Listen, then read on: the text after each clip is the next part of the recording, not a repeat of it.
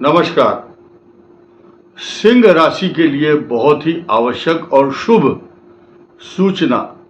इस महीने में क्या क्या पॉजिटिव आपके लिए होने जा रहा है, इस बात पर चर्चा जरूर करेंगे। साथ ही साथ आपको बताएंगे कि आपका भाग्य स्थान कितना मजबूत हो गया है और इस महीने एक ऐसा ग्रह भी बदलेगा जो आपकी सभी समस्याओं का निदान लेकर आएगा। प्लस पॉइंट भी होंगे। तो आइए शुरू करते हैं। इस 15 जून को आपके लाभ भाव, एकादश भाव, income house, resources of income का जो स्थान है, वहां पर 3 ग्रहों का जमावड़ा होगा। स्पष्ट रूप से जान लीजिए। तो ये ग्रह आपके लिए भद्र योग बना रहे हैं। भद्र योग बनाएंगे तो ये सामान्य बात नहीं है, क्योंकि लाभ भाव में भद्र योग बन रहा है, सामान्य बात नहीं है। और उसी दौरान ठीक अगले ही दिन गंगा दशहरा हस्त नक्षत्र है। और सबसे बड़ी बात क्या है कि जब सिंह राशि के लिए ये अवसर आ रहा है लाभ भाव में, उस दिन चंद्रमा भी सिंह राशि पर ही होगा। चंद्रमा सिंह राशि पर होगा, लाभ भाव में भद्र योग बनेगा।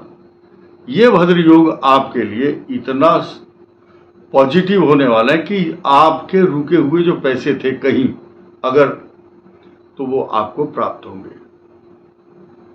रुका हुआ धन मिलता है, या सैलरी या इंक्रीमेंट में इजाफा, तरक्की, वृद्धि होती है। शास्त्र में यह वर्णन आया है कि सिंह राशि का स्वामी सूर्य जब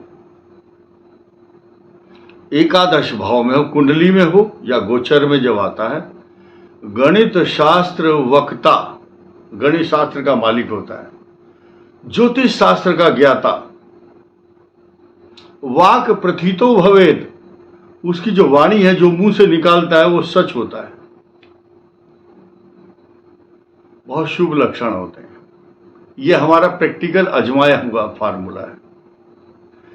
जिन अच्छे पढ़े लिखे लोगों के कुंडलियों में ये योग होगा, सिंह लगन, एकादश भाव में सूर्य, प्रतापी व्यक्ति होगा, बड़े पद पर होगा, उसकी कीर्ति पताका दूर दूर तक फैलेगी और उससे जलने वाले लोग इतने होंगे जितने उसके सिर पर बाल।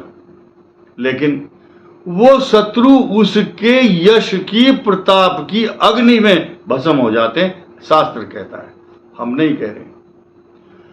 उसके प्रताप से उत्पन्न हुई जो ज्वाला और अग्नि में भस्म सात हो जाते हैं दुश्मन।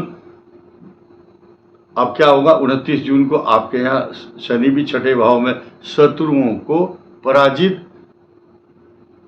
और आहत करने वाला होगा। आपकी कीर्ति और यश इतना फैलेगा कि शत्रु जो है मर जाएंगे, खुद ही ब्लड प्रेशर से जल के मर जाएंगे, क्योंकि सूर्य इसकी राशि का स्वामी है। सूर्य का जो प्रताप की जो अग्नि है उसमें शत्रु जल जाते हैं।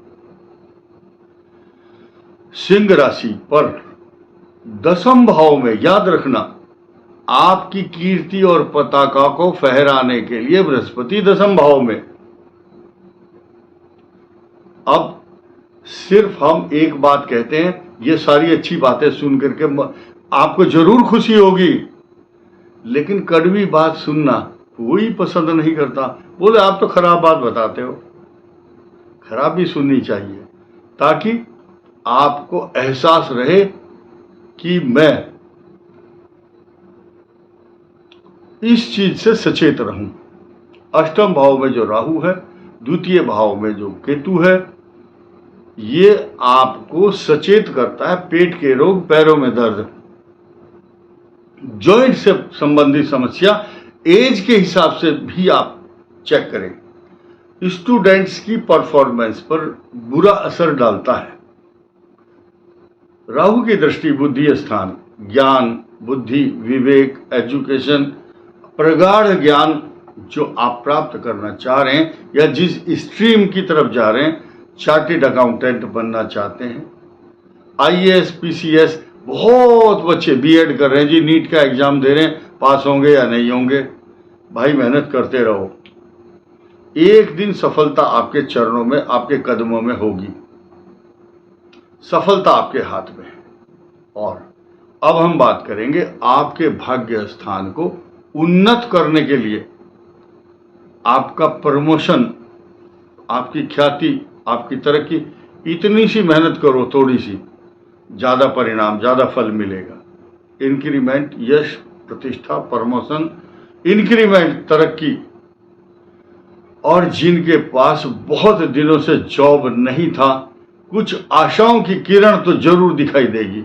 हम बहुत बड़े बड़े बोल नहीं बोलते, जिससे कोई असत्य भाषण करते हैं लोग, तुम्हारे घर में ट्रक भर के पैसे आ जाएंगे, ऐसे शब्द नहीं बोलते। ट्रक भर के जो नोट आता है वो अच्छा नहीं होता। बस आपके परिवार में एकता बनी रहे, प्रेम बना रहे, आपके घर में लोग धार्मिक हों, सद्बुद्धि आए। जब सद्बुद्धि आ जाती है तो 100 प्रकार की खुशियां आपके कदमों में होती हैं। घर में तो बहुत पैसा आ रहा है और घर में सलीका नहीं है, प्रेम नहीं है, एक दूसरे के प्रति घृणात्मक भाव है, ऐसा पैसा किस काम का।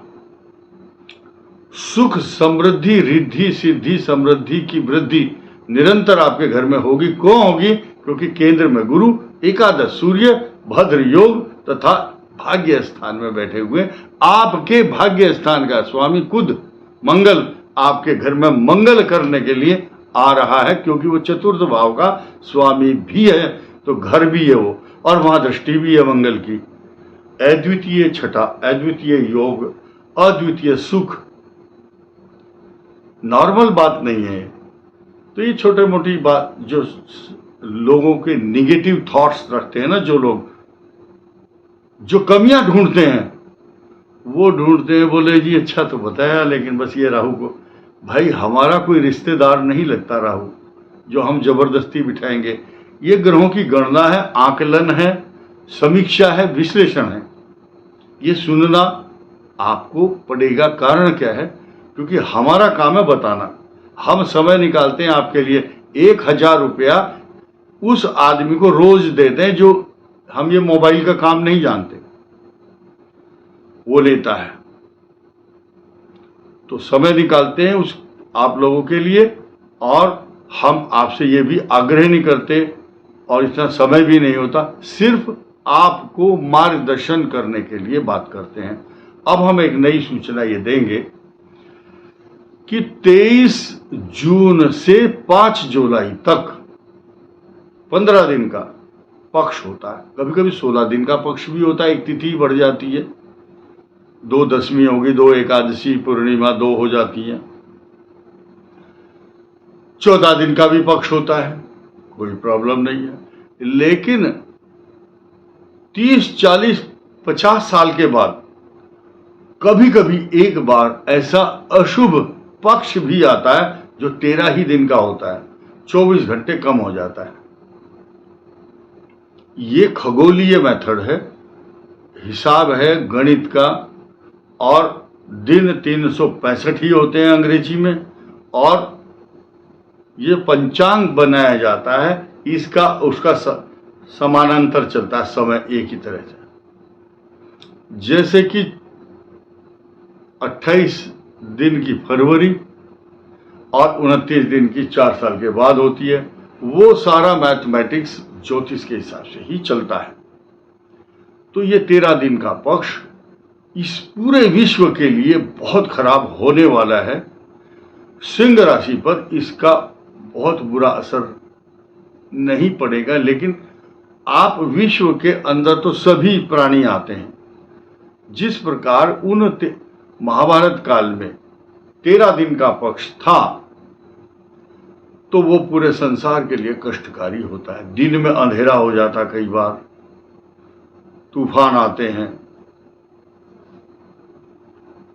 मैं अपने मुख से कुछ बुरी बात नहीं कहना चाहता। कुल मिलाकर के जन संहार, जन आंदोलन, छत्रपों की लड़ाई, युद्ध के बादल और किसी किसी राजा का सिंहासन डोल जाता है या सरकार एकदम गिर जाती है, तुरंत गिर जाती है, 10 मिनट के अंदर सरकार गिरती है। और यानी कि छत्रभंग योग कहा गया है इसमें। और भूकंप से या अग्नि से, बाढ़ से, सुनामी से, कई प्रकार की ऐसी दुर्भिक्ष की संभावनाएं होती हैं। कुछ लोगों का बताने का तरीका अलग होता है, मैंने सामान्य रूप से ये बात बताई है। और सूर्य सिंह राशि का स्वामी है। आपको सूर्य की उपासना इस महीने अगर करेंगे तो ज्यादा और भी दुगना फल मिलेगा। एक लाल रंग का फूल डाल करके ओम सूर्याय नमः, ओम भास्कराय नमः, ओम आदित्याय नमः, कोई एक मंत्र सूर्य का बोल करके, लेकिन एक शर्त है, आंख खोल करके सूर्य की तरफ देखना नहीं है। भगवान सूर्य कहते हैं आंख खोल करके मेरी तरफ मत देखो, मैं आपको वरदान दूंगा। नेत्र बंद करके मंत्र पढ़ो। इस वीडियो में इतना ही। धन्यवाद।